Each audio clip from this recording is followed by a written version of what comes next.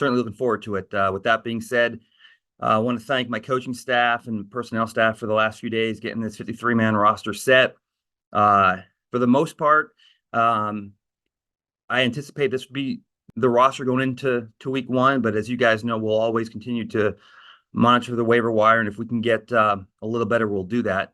I think we had a good productive offseason with the guys. We were able to retain a couple free agency players, and then a draft class and an undrafted free agency class that had 8 guys make the team, really 9 if you count Matt Ariza, and then in just the last few days, adding Juju, Samaje, Cam Thomas, and Eric Scott. So again, thanks to my staff for all their hard work and the coaching staff for their help in this process. And with that, I'll take your questions. All right, we'll go first to Adam Teicher. Go ahead, Adam. Hey, Brad, how you doing today? Good, Adam. How are you? Good. Hey, I had a couple questions about Kadarius. He obviously he was productive player for you that first year. Maybe you don't win the Super Bowl without him, but why do you feel like it didn't work out for him in the long term here? And Kelsey, I'll have a second question as well. Yeah, I mean, look, I think we're certainly disappointed. I think he's disappointed.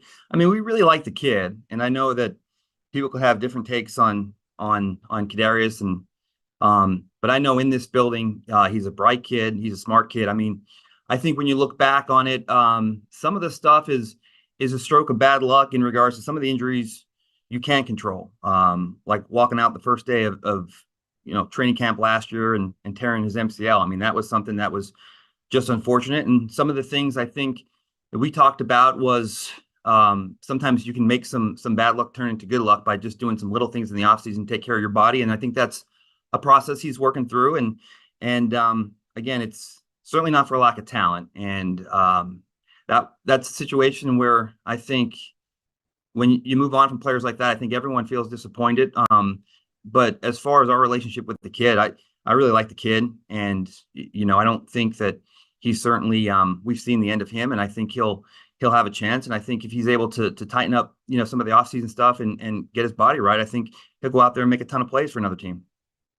Okay. And just curious how you view that trade? You got some good production out of him that first year.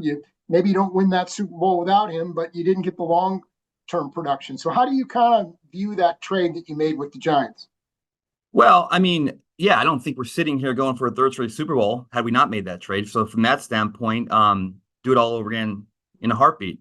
I think it's always disappointing when a player's tenure comes to an end in that situation, meaning you'll have players that the age catches up to them. You'll have players where maybe it's obviously a really serious injury, and then you'll have players that you move on from where the talent just wasn't there. So I think when you have to move on from a player and the full product or the finished product or untapping all that talent wasn't realized, there's a disappointment. And, I think it goes both ways. I'm certainly sure that, there would be things that he would do different in regards to just some of the offseason stuff and taking care of the body. But again, I think it's a process. He's a really smart kid, and I do think he'll figure it out. And again, I think he'll end up making plays for a team down the road here. But as far as our interaction and working with the kid, he was actually a lot of fun to be around, and just hope for the kid that he can get a little good luck on his side and stay healthy. Is P. Ryan done? And how do you see him fitting in if he is?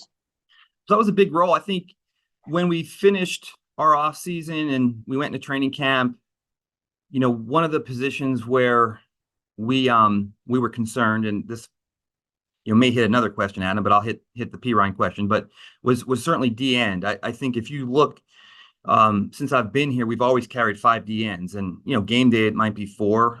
Some games it's 5, but I think on the active roster we've always carried 5 D ends.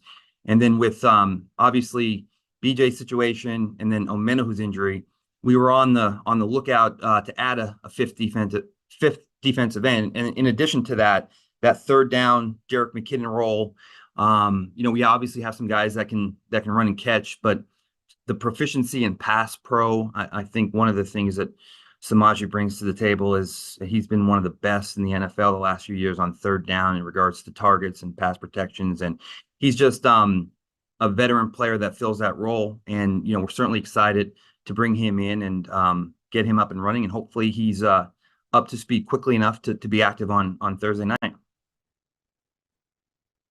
We'll go next to Sam McDowell. Sam?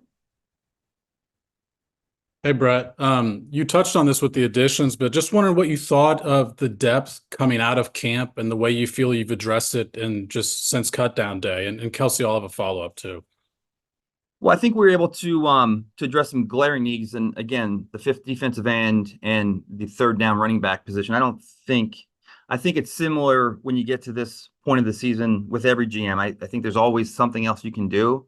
So I think getting through OTAs and getting through training camp, working with the coaching staff and the personnel staff, I think we feel good, but I think there's always room for improvement. And I think we have some unproven pieces at the corner position, but I do think we have some talent there, and some guys have played in the past. So again, I think there's always room to get better, and I think we wouldn't be doing our job if we weren't continually combing through the waiver wire and the transactions. And now that you're just a week out from the regular season, what's the early year hope for Hollywood Brown? Well, I would, I don't like talking about medical, because if I say something and he's ahead of that timeline or behind that timeline, then, I don't want to put any more pressure on the kid. I would say that, and I'm sure it's been reported. I mean, I could probably confidently say it was similar to Tyreek. And I think given that timeline, I think it falls in line with the timeline that Tyreek went through. But I know he's here every day, and he's to the point now where he can laugh without pain. So that's a good thing. So he's certainly trending in the right direction. And look, there was a reason why we didn't put him on the IR to start the season. So I think within that window, I defer to Rick, but I feel like he's probably on that trajectory Tyreek was on. Thanks, Brett. Yep. We'll go next to Pete Sweeney. Hey, Brett, I was wondering about the back end of the wide receiver room. I think we all knew the top four coming into camp. You guys end up with Moore, Hardman, and Juju. Just the thought that put them over the edge. So a lot of it has to do with special teams. I think with Juju, once we got out of the Jacksonville game, Hollywood got hurt and had some conversations with Juju's agent. And as we were kind of going through our roster, I think some of the other guys, Remigio had a good camp, Justin Ross had a good camp, Montreal Washington had a good camp. But some of the things, Pete, how coach works with just like components, and certainly you'll have Hollywood and Worthy, and now with Hollywood being out, you have McCole. Some of the things that Travis does, Noah Gray does really well. And then with Rasheed, he did fill in that Juju role, and there's some of the intermediate stuff that he does well with Travis that we thought Juju did better than the other players. And so he's a bigger player than some of those smaller guys. And then with some of the intermediate route running, I think he had maybe a little bit better feel, and Justin's working on that. We all know Justin can make plays outside the numbers and use his size. And I think as he continues to develop, that will be something that he'll need to work on. And I think we feel confident he will. But I just think that Juju's experience in this offense and that feel for that position gives us the ability to kind of sub these guys out, give them blows, and hopefully still match that kind of production. We'll go to Jesse Newell next.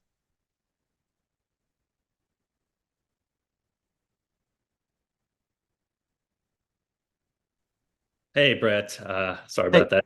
Trying to get mute. And because you have a quick follow-up. With Louis Rees-Zammit, I wanted to ask you about him. Did you guys want him back on your practice squad, or did you encourage him to pursue other opportunities out there? We kept it open. We wanted the kid to really, look at maybe some different opportunities as well. Pretty remarkable when you think about a player that doesn't have any pro American football experience, no middle school, no high school, no big time college experience. And we were kind of thinking about it going through camp. Imagine not having any sort of foundational background, just to be thrown in and be doing one-on-one pass pros with a Drew Tranquil or Nick Bolton. I mean, that's pretty incredible. I think for him, it'll be just finding out that exact position, running back, maybe a big slot receiver. I think he does have some potential as a returner. I'm not so sure he couldn't be a kicker. I mean, he had an outstanding leg, and with this new role, he can do some different things, provide some versatility.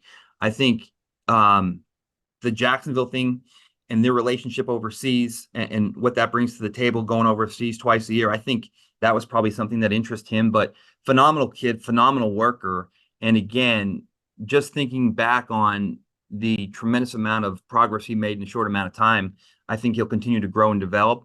And I think he found a really good spot there in Jacksonville. Yeah, and real quick, you had talked early in the offseason about approaching Harrison and Creed first. Just specifically with Trey, do you have conversations with him? Obviously, you have a budget you have to fit under, but do you have conversations with him about an extension? Yeah, we've been like I said, we've been in conversations with Trey, and we still have some time here, and we'll get a chance to talk to both Trey's people and Nick's people, and it is a little tricky when you get in the off season. It's hard to kind of work on 4 deals all at the same time, not knowing where they're going to end and not knowing where the money is going to be allocated. So you do unfortunately have to do it kind of systematically, and it does take time and does drag out. Fortunately, we were able to knock Harrison out rather quickly, and obviously Creed was tricky. That took some time. He's a tremendous player, but excited to get him done, and now we still have some time here before the season starts, and we'll continue to see if we can make some progress with the last few guys there that are younger guys that are going to be up next year. Thanks, Jesse. We'll go next to Matt Derrick. Hey, Brett. You Matt.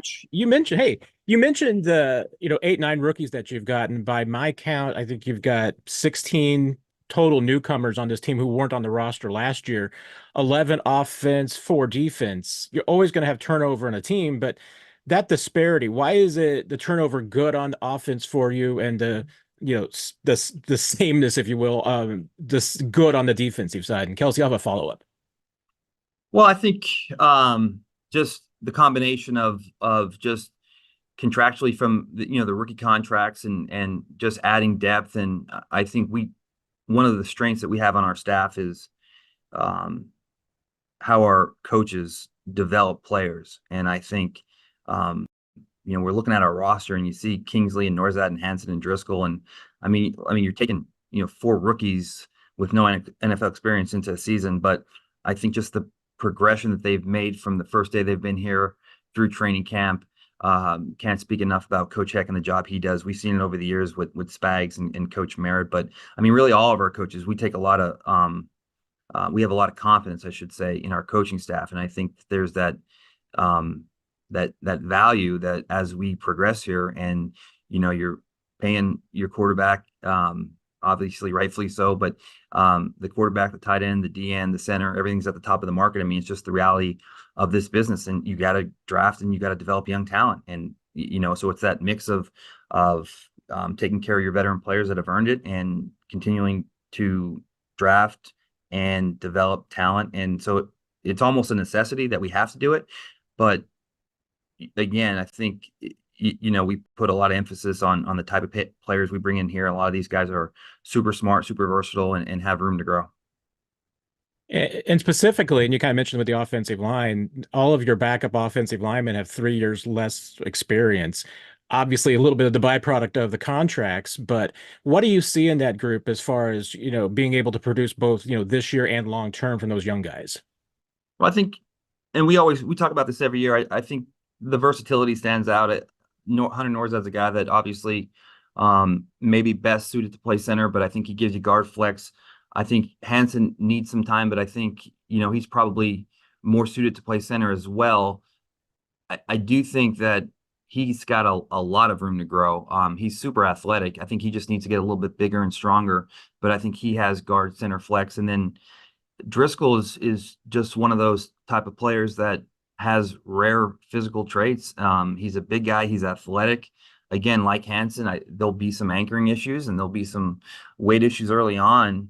But he was a guy that I think it was rough the first preseason game, and then it got a little bit better, and then it got a little bit better, and then you can see him grow and get more confidence at practice. And one of the hard parts of it is you see that there's certainly another team saying that, and then we bring a player in here, and we work with him, we develop him, we go through the rough patches, and then all of a sudden to have him break free on the waiver wire, someone's getting a young player under a rookie contract with a ton of work that we put into it. And so I think there's always that desire to see it through the end. And again, Coach Heck has done this with many players over the years.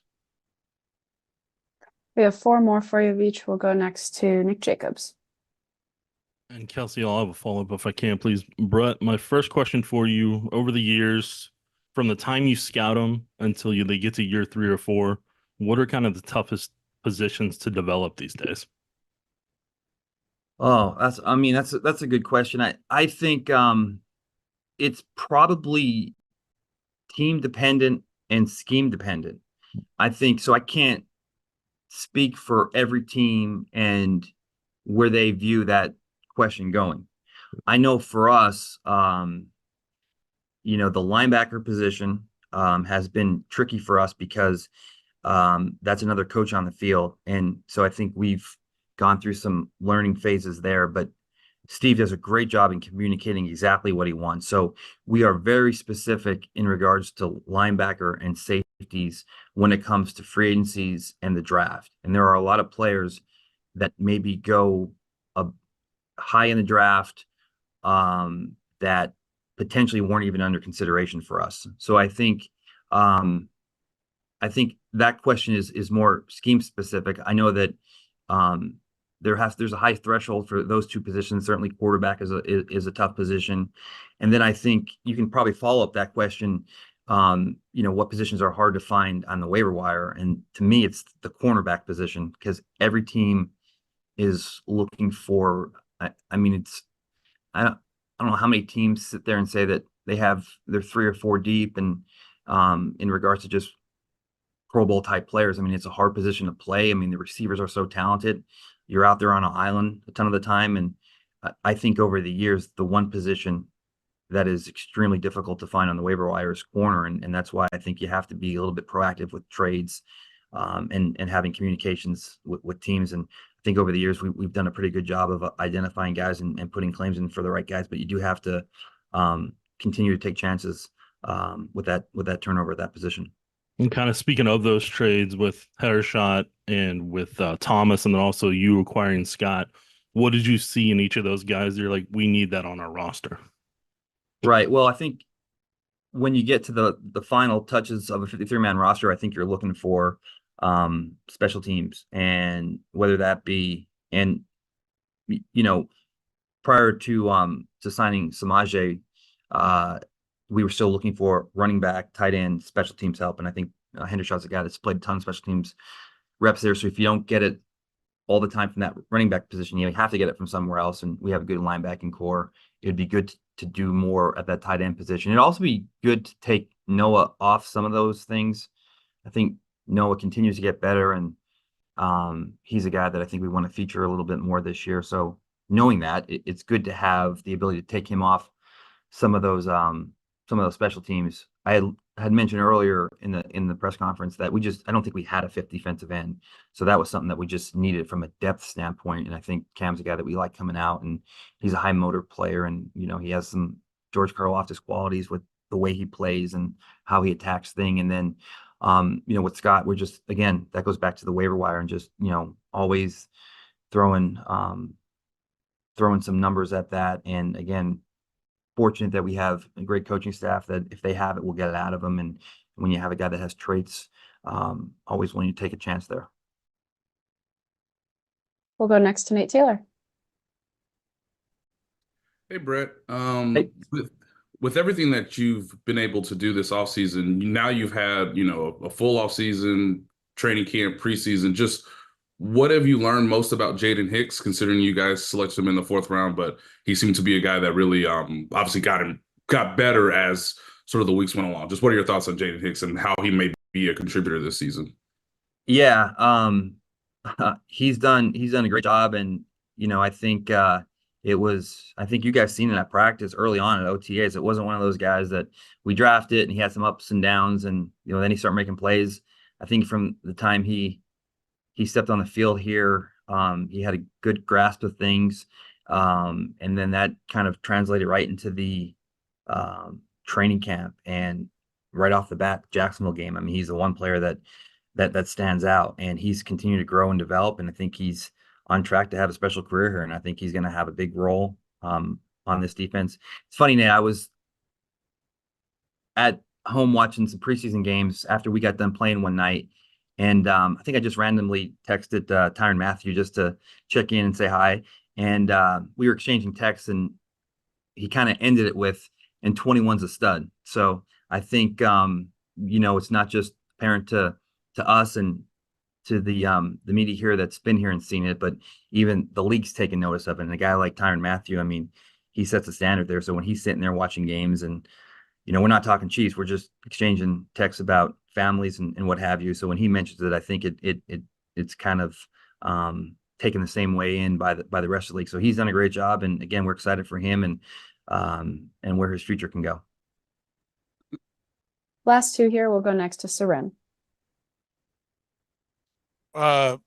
Brett, the defensive tackle, you've got only 4. I know you've got 3 on the practice squad, so you do have some depth down there. But is that just how the numbers worked out? Is that where the game is going? There's so much nickel, so much passing that the bigger guys, I know, because that seems like kind of a small number for what a rotation you'd like, especially when you consider that Chris kind of kicks outside sometimes. Do you feel like maybe you're a little thin there, or how'd that just come together the way it did? Yeah, no, I listen, I think that the corner position and I think the defensive line position, I think it's one of those things where we're going to continue to look at and monitor. That was certainly that caused the urgency, I think, to get Cam again, just as a defensive end, but on the defensive line in particular, we did have some numbers that were close. We felt like we'd have a good chance to get some of these guys on the practice squad to use the elevations. And there's a little of us buying some time to get, Omenahu is going to be the big piece for us down the stretch. And so I think when we find a guy that we feel adds a little bit, maybe more upfield rush in that group, I think Turk Wharton's had a great camp. He's way ahead of where he was last year coming off that knee injury. So you have Chris, you have Turk Wharton, who had a great camp. I think we have an experienced player in Derek. That third position or that fourth position with Derek, Mike Pinnell, the end of the season he had last year in that Super Bowl he had last year, he continues to defy odds because he is an older guy, but he continues to bring juice to that room. So I think if you had a guy that you can supplement in there that had some upfield rush in that, might be a smaller guy, weren't able to find that in the waiver wire. We'll continue to do that, but we also know that as this goes on here, we're going to get Charles back, and he's kind of the last missing piece of that defensive line for us. And I apologize if I missed this, but you mentioned signing P. Ryan. I don't think we've seen a move yet. Is there? He's in the building now. It's just a matter of us turning the papers in, but he's good to go, and I think he's already got the playbook and got the first few meetings in with the coaches here. So that'll be, I'm sure you'll see that on the transaction wire here soon. Yep. Matt, you can close us out. Hey, Brett. I know you're always working on the roster all year long, but in terms of the offseason roster construction process, for you and your staff, is there a sense of fulfillment? Thinking about where you were on the first day of free agency to now you have a roster that's ready to go out there and compete on week 1? I don't know. I don't know if there's ever been an opening weekend where you go into the game and you feel like you're going to go out there and dominate. This league, it humbles you super quick. And there's been times throughout the last few seasons where we haven't looked like the best team in the NFL. Unfortunately for us, we have a strong culture, a great coaching staff, and we've been able to stay healthy at the end of the year and get on a hot streak. But it's so competitive, I think.